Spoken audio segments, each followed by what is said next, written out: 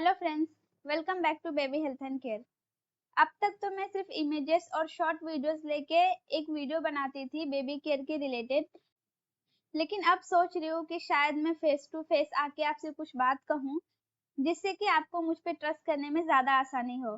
तो चलिए फिर वीडियो शुरू करते हैं। आज की इस वीडियो में हम जानेंगे कि अल्ट्रासाउंड की रिपोर्ट से हम ये कैसे पता कर सकते हैं कि हमारे गर्भ में पल रहा बेबी लड़का है या लड़की। तो फिर चलिए वीडियो शुरू करते हैं। गर्भ में पल रहा बच्चा लड़का है या लड़की, ये तो बहुत सारे लोग अपने अपने हिसाब से बताते हैं।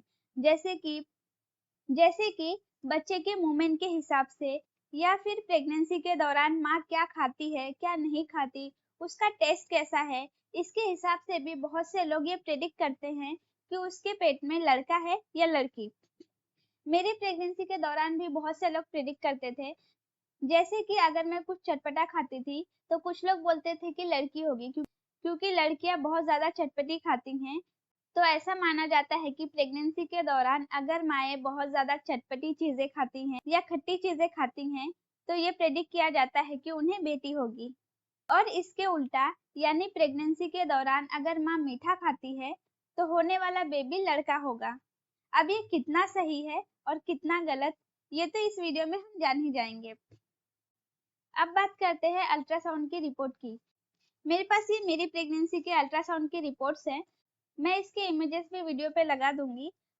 मेरे अल्ट्रासाउंड की रिपोर्ट को लेके हम ये देखेंगे कि अल्ट्रासाउंड रिपोर्ट के बारे में जो प्रिडिक्ट किया जाता है या फिर जो बातें कही जाती हैं, क्या वो सच है या एक सिर्फ मिथ है। तो चलिए जानते हैं उन सब चीजों के बारे में। सबसे पहला है फीटल हार्ट रेट, यानी बच्चे की धड़कन। ऐसा कहा जाता है कि अगर फीटल हार्ट रेट 140 से ज्यादा है तो लड़की होगी, और अगर फीटल हार्ट रेट 140 से कम है तो लड़का होगा। अब ये कितना सही है और कितना गलत, ये मेरी अल्ट्रासाउंड की रिपोर्ट से पता चल ही जाएगा। ये मेरी फर्स्ट ट्राइमेस्टर की रिपोर्ट है। इसके हिसाब से हम देखेंगे कि कितना सही है। इस रिपोर्ट के हिसाब से फर्स्ट ट्राइमेस्टर में मेरे बेबी का हार्ट रेट 172 था। यहाँ पे आप देख सकते हैं। अगर आपको नहीं दिखा तो मैं इसका फोटो एक वीडियो में लगा दूंगी, आप जरूर चेकआउट करें। हार्ट रेट के हिसाब से अगर 140 से ज्यादा हो तो लड़की होगी और 140 से कम हो तो लड़का। लेकिन मेरे बेबी का तो 172 है और मुझे बेबी बॉय हुआ है। तो इस हिसाब से आप ही समझ जाइए कि ये कितना सच है और कितना झूठ। ये तो खैर फर्स्ट ट्राइमेस्टर की है। सेकेंड ट्राइमेस्टर की भी मैं आपको दिखा देती हूँ। यह है मेरे 5th मंथ का रिपोर्ट।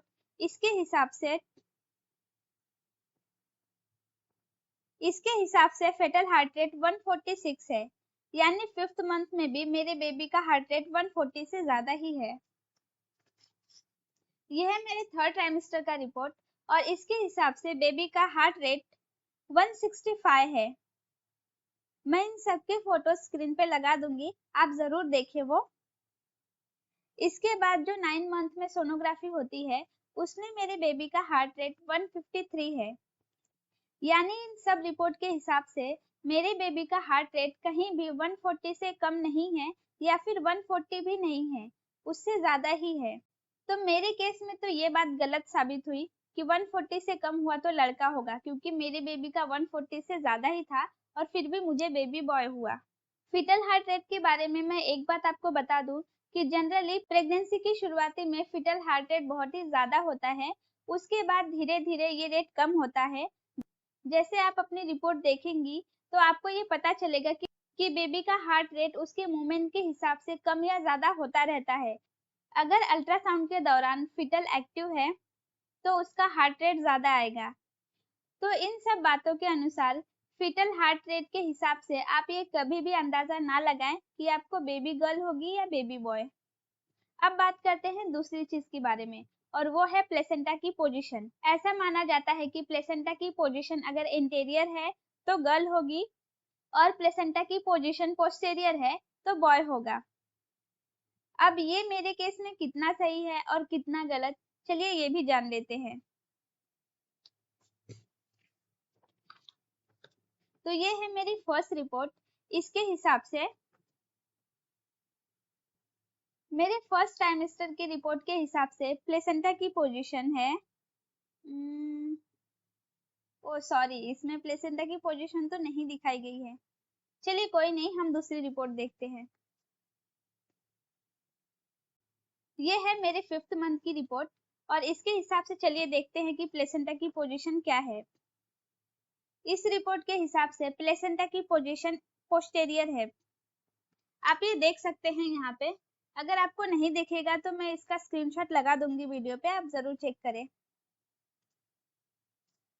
अब बात करते हैं 7 मंथ का रिपोर्ट। यह है मेरे 7 मंथ का रिपोर्ट और इसके हिसाब से इसमें तो कोई फिक्स नहीं दिया है। इसमें लिखा है the placenta is bilobed extending on anterior and posterior wall. चलिए ठीक है, आगे देखते हैं। और ये है मेरे 9 मंथ की रिपोर्ट। इस रिपोर्ट के हिसाब से मेरे प्लेसेंटा की पोजीशन आप ये देख सकते हैं, एंटेरियर है। प्रेगनेंसी के शुरुआती टाइम में मेरे प्लेसेंटा पोजीशन एंटेरियर थी, देन उसके बाद वो बीच में आ गई, मतलब एंटेरियर और पोस्टेरियर के बीच में थी। मैंने आपको स्टेटमेंट दिखाया है पढ़ के। और 9 मंथ की सोनोग्राफी में मेरे प्लेसेंटा की पोजीशन एंटेरियर हो गई है। और स्टेटमेंट के हिसाब से अगर प्लेसेंटा की पोजीशन एंटेरियर होती है तो गर्ल होता है। तो ये स्टेटमेंट तो मेरे केस में भी गलत साबित हुई, वो आपके सामने ही है। इन सारी चीजों से आप ये जान ही सकते हैं कि हमें हमारे सोनोग्राफी की रिपोर्ट में कितना भरोसा करना चाहिए और कितना नहीं। आपको इस चीज का जवाब तो मिल ही गया होगा कि अल्ट्रासाउंड की रिपोर्ट से हम बेबी के जेंडर का पता कर सकते हैं या नहीं, या ये कितना सही है और कितना गलत।